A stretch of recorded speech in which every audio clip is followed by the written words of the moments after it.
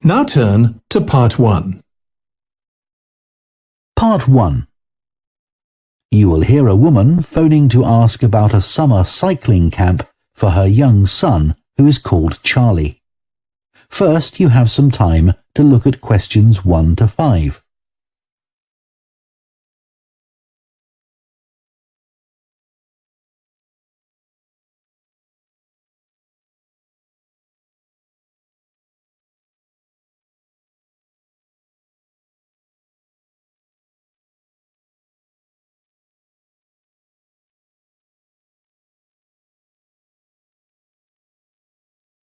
Now listen carefully and answer questions 1 to 5. Hello, Junior Cycle Camp. Jake speaking. Hi, I'm calling for some information about the cycle camp. I'm thinking of sending my son. Great. Well, it's held every weekday morning over the summer vacation, and we focus on basic cycling skills and safety. We have 8 levels for children from 3 years upwards. How old's your son? Charlie, he's 7. He can ride a bike, but he needs a little more training before he's safe to go on the road. He'd probably be best in level 5.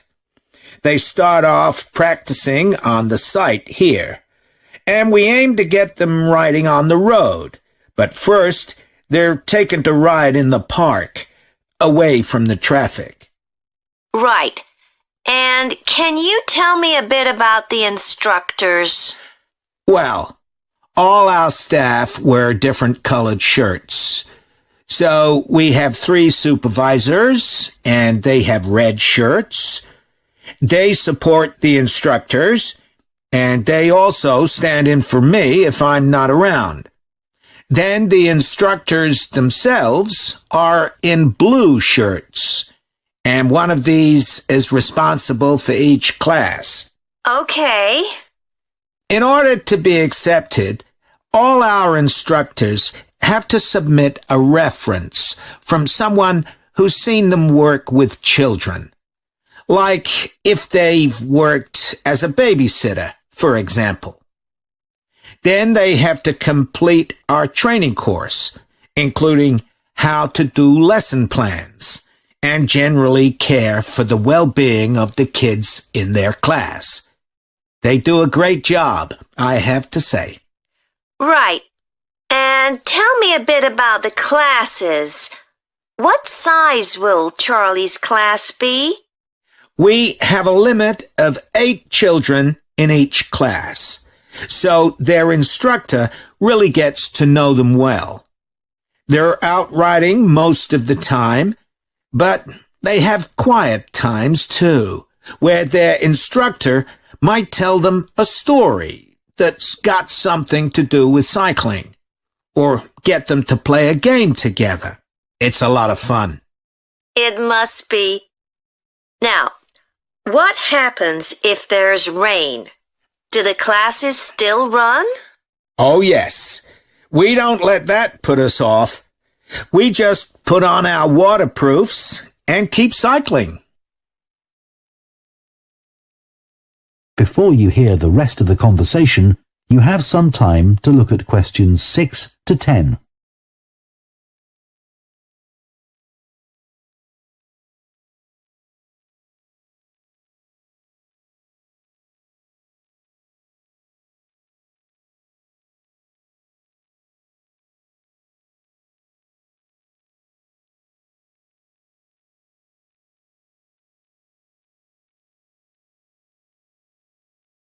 Now listen and answer questions 6 to 10. And is there anything special Charlie should bring along with him? Well, maybe some spare clothes, especially if the weather's not so good. And a snack for break time? How about a drink? No, we'll provide that. And make sure he has shoes, not sandals. Sure. And just at present, Charlie has to take medication every few hours, so I'll make sure he has that. Absolutely. Just give us details of when he has to take it, and we'll make sure he does. Thanks. Now, there are a few things you should know about day 1 of the camp. The classes normally start at 9:30 every morning, but on day 1, you should aim to get Charlie here by 9:20. The finishing time will be 12:30 as usual. We need the additional time because there are a few extra things to do. The most important is that we have a very careful check to make sure that every child's helmet fits properly. If it doesn't fit, we'll try to adjust it, or we'll find him another one. But he must wear it all the time he's on the bike. Of course. Then, after that, all the instructors will be waiting to meet their classes, and they'll meet up in the tent. You can't miss it.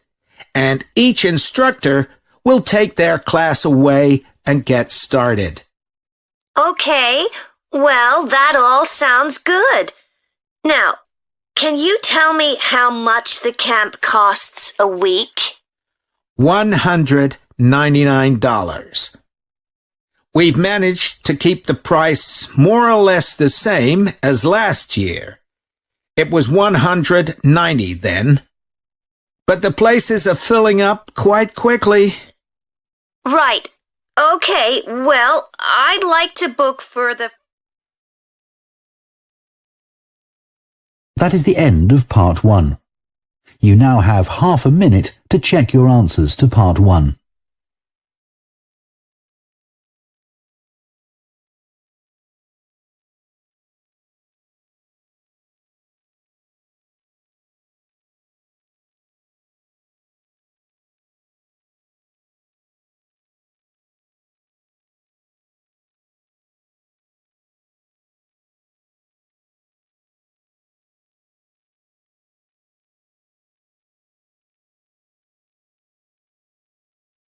Part 2.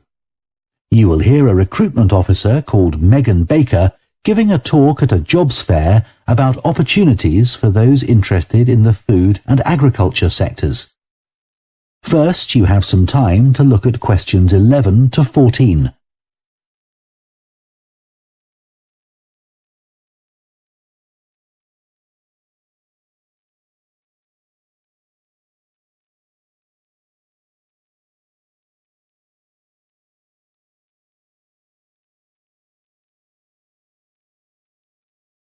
Now listen carefully and answer questions 11 to 14. Hello everyone, my name's Megan Baker and I'm a recruitment consultant at AVT Recruitment Specialists. Now, our company specialises in positions that involve working in the agriculture and horticulture sectors, so that's fresh food production, garden and park maintenance and so on. And these sectors do provide some very special career opportunities. For a start, they often offer opportunities for those who don't want to be stuck with a 40-hour week, but need to juggle work with other responsibilities, such as childcare. And this is very important for many of our recruits. Some people like working in a rural setting, surrounded by plants and trees instead of buildings, although we can't guarantee that. But there are certainly health benefits, especially in jobs where you're not sitting all day looking at a screen, a big plus for many people. Salaries can sometimes be good too, although there's a lot of variety here. And you may have the opportunity in some types of jobs for travel overseas, although that obviously depends on the job, and not everyone is keen to do it. Of course, working outdoors does have its challenges. It's fine in summer, but can be extremely unpleasant when it's cold and windy. You may need to be pretty fit for some jobs, though with modern technology, that's not as important as it once was. and standards of health and safety are much higher now than they used to be, so there are fewer work-related accidents. But if you like a lively city environment surrounded by lots of people, these jobs are probably not for you. They're often in pretty remote areas. And some people worry about finding a suitable place to live, but in our experience, this usually turns out fine. Before you hear the rest of the talk, you have some time to look at questions 15 to 20.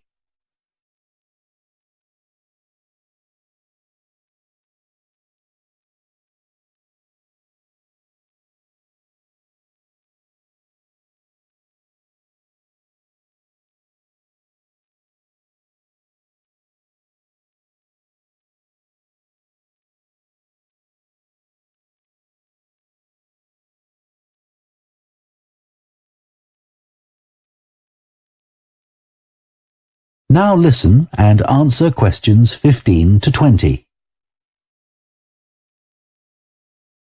Now, let me tell you about some of the exciting jobs that we have on our books right now. One is for a fresh food commercial manager.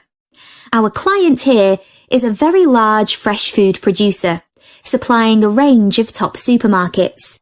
They operate in a very fast-paced environment with low profit margins.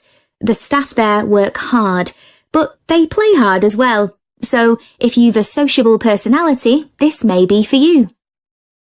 We have an exciting post as an agronomist, advising farmers on issues such as crop nutrition, protection against pests, and the latest legislation on farming and agricultural practices.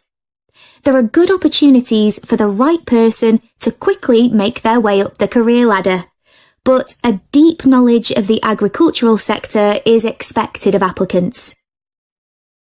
A leading supermarket is looking for a fresh produce buyer who is available for a 12-month maternity cover contract. You need to have experience in administration, planning and buying in the fresh produce industry, and in return will receive a very competitive salary. We have also received a request for a sales manager for a chain of garden centres. You will be visiting centres in the region to ensure their high levels of customer service are maintained. This post is only suitable for someone who is prepared to live in the region. There is also a vacancy for a tree technician to carry out tree cutting, forestry and conservation work. Candidates must have a clean driving licence and have training in safety procedures. A year's experience would be preferred, but the company might be prepared to consider someone who has just completed an appropriate training course. Finally, we have a position for a farm worker. This will involve a wide range of farm duties, including crop sowing and harvesting, machine maintenance, and animal care. Perks of the job include the possibility of renting a small cottage on the estate and the chance to earn a competitive salary. A driving licence and tractor driving experience are essential. That is the end of part 2. You now have half a minute to check your answers to part 2.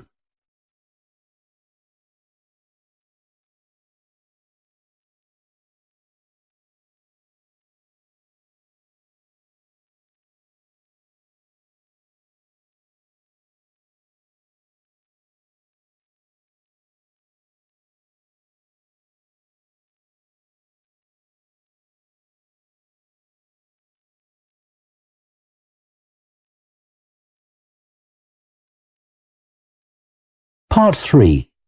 You will hear 2 food science students called Adam and Rosie starting to plan their presentation on diet and obesity. First, you have some time to look at questions 21 to 24.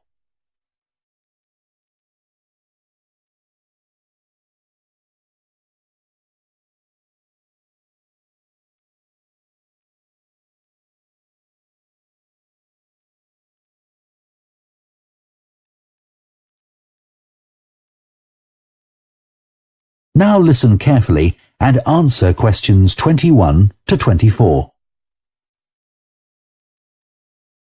OK, Rosie, shall we try to get some ideas together for our presentation on diet and obesity? Sure. I can talk about the experiment I did to see if people can tell the difference between real sugar and artificial sweeteners. Where you gave people drinks with either sugar or artificial sweeteners, and they had to say which they thought it was? Yeah, it took me ages to decide exactly how I'd organise it, especially how I could make sure that people didn't know which drink I was giving them.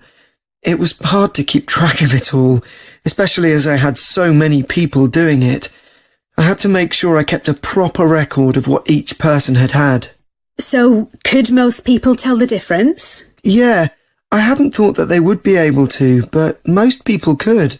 Then there's that experiment I did, measuring the fat content of nuts, to see if the nutritional information given on the packet was accurate. The one where you ground up the nuts and mixed them with a chemical to absorb the fat? Yes. My results were a bit problematic. The fat content for that type of nut seemed much lower than it said on the package. But I reckon the package information was right. I think I should probably have ground up the nuts more than I did. It's possible that the scales for weighing the fat weren't accurate enough too. I'd really like to try the experiment again sometime. Before you hear the rest of the discussion, you have some time to look at questions 25 to 30.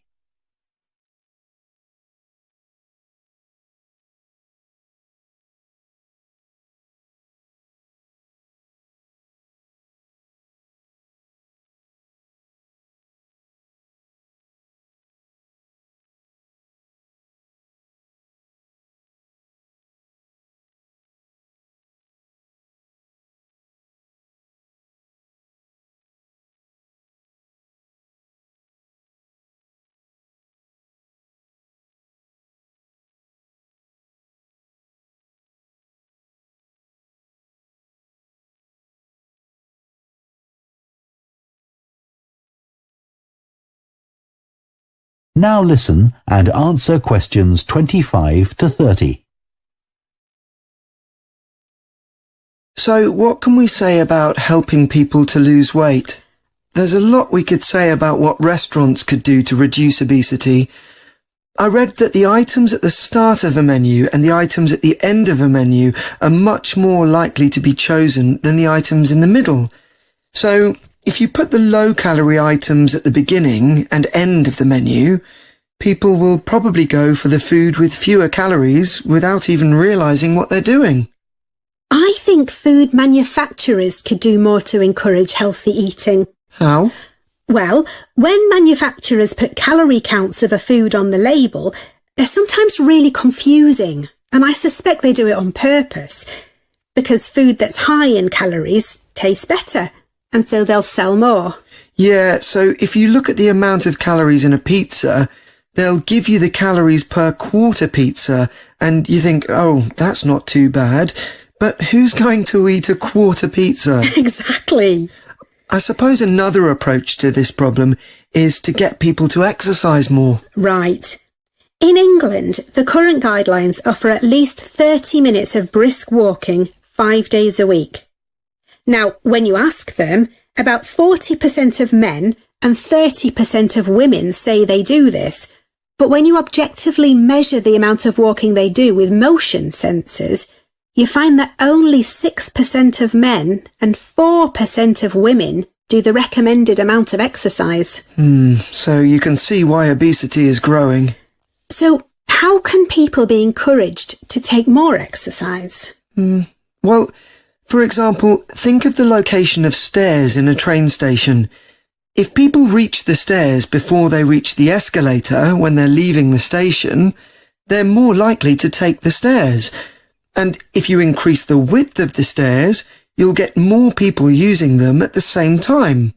It's an unconscious process and influenced by minor modifications in their environment. Right. And it might not be a big change, but if it happens every day, it all adds up. Yes, But actually, I'm not sure if we should be talking about exercise in our presentation. Well, we've done quite a bit of reading about it. I know, but it's going to mean we have a very wide focus, and our tutor did say that we need to focus on causes and solutions in terms of nutrition. Oh, I suppose so. And we've got plenty of information about that. OK, well, that will be simpler.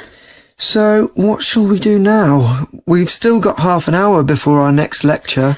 Let's think about what we're going to include and what will go where. Then we can decide what slides we need. OK, fine. That is the end of Part 3. You now have half a minute to check your answers to Part 3.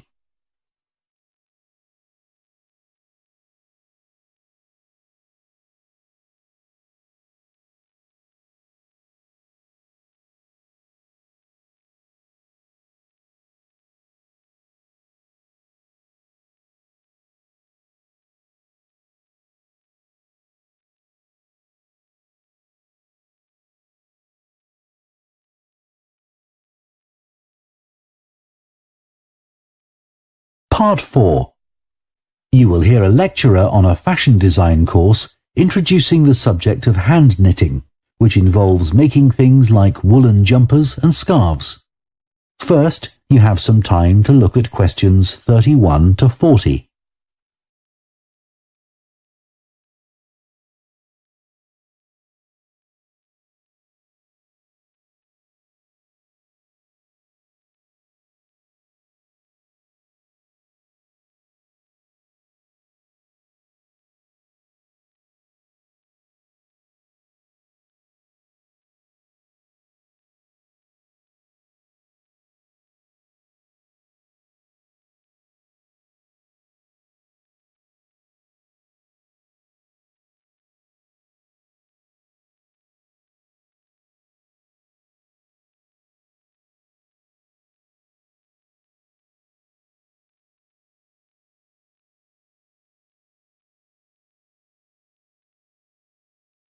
Now listen carefully and answer questions 31 to 40.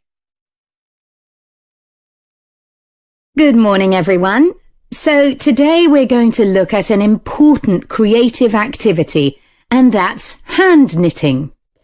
Ancient knitted garments have been found in many different countries, showing that knitting is a global activity with a long history. When someone says the word knitting, we might well picture an elderly person, a grandmother perhaps, sitting by the fire, knitting garments for themselves or other members of the family. It's a homely image, but one that may lead you to feel that knitting is an activity of the past. And indeed, during the previous decade, it was one of the skills that was predicted to vanish from everyday life. For although humans have sewn and knitted their own clothing for a very long time, many of these craft-based skills went into decline when industrial machines took over, mainly because they were no longer passed down from one generation to another. However, that's all changing, and interest in knitting classes in many countries is actually rising, as more and more people are seeking formal instruction in the skill. With that trend, we're also seeing an increase in the sales figures for knitting equipment. So, why do people want to be taught to knit at a time when a machine can readily do the job for them? The answer is that knitting, as a handicraft, has numerous benefits for those doing it. Let's consider what some of these might be. While many people knitted garments in the past because they couldn't afford to buy clothes, it's still true today that knitting can be helpful if you're experiencing economic hardship. If you have several children who all need warm winter clothes, knitting may save you a lot of money. and the results of knitting your own clothes can be very rewarding, even though the skills you need to get going are really quite basic, and the financial outlay is minimal.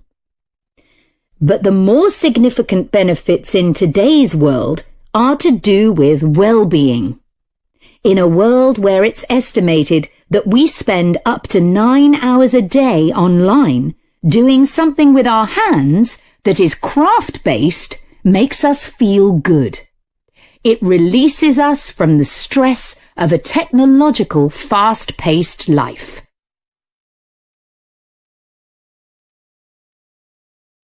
Now, let's look back a bit to early knitting activities. In fact, no one really knows when knitting first began, but archaeological remains have disclosed plenty of information for us to think about. One of the interesting things about knitting is that the earliest pieces of clothing that have been found suggest that most of the items produced were round rather than flat.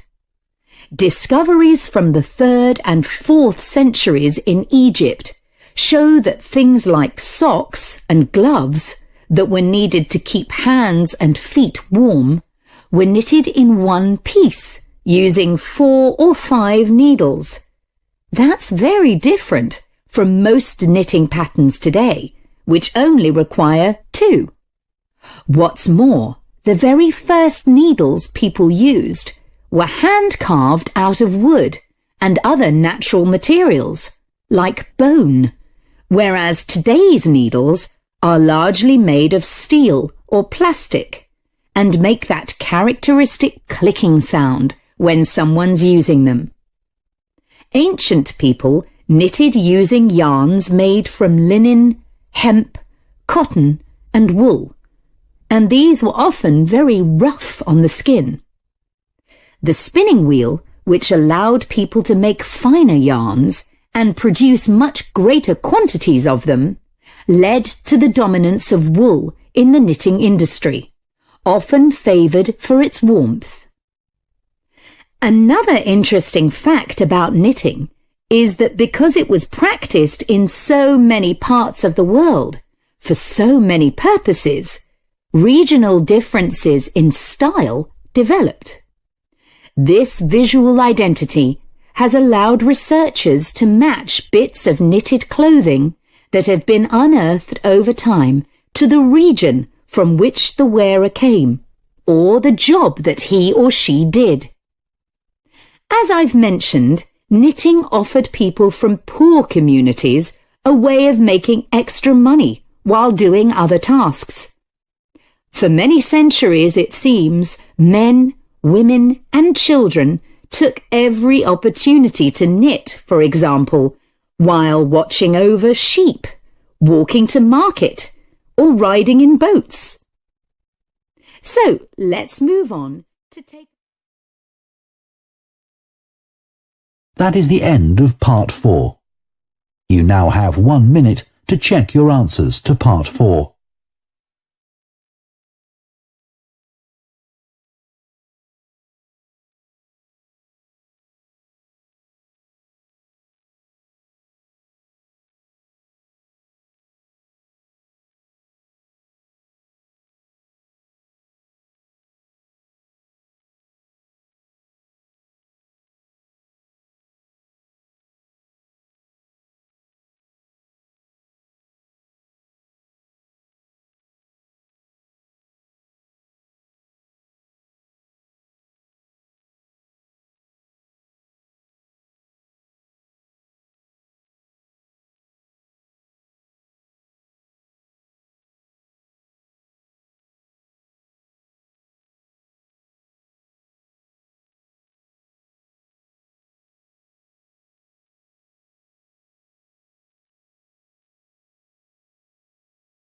That is the end of the listening test.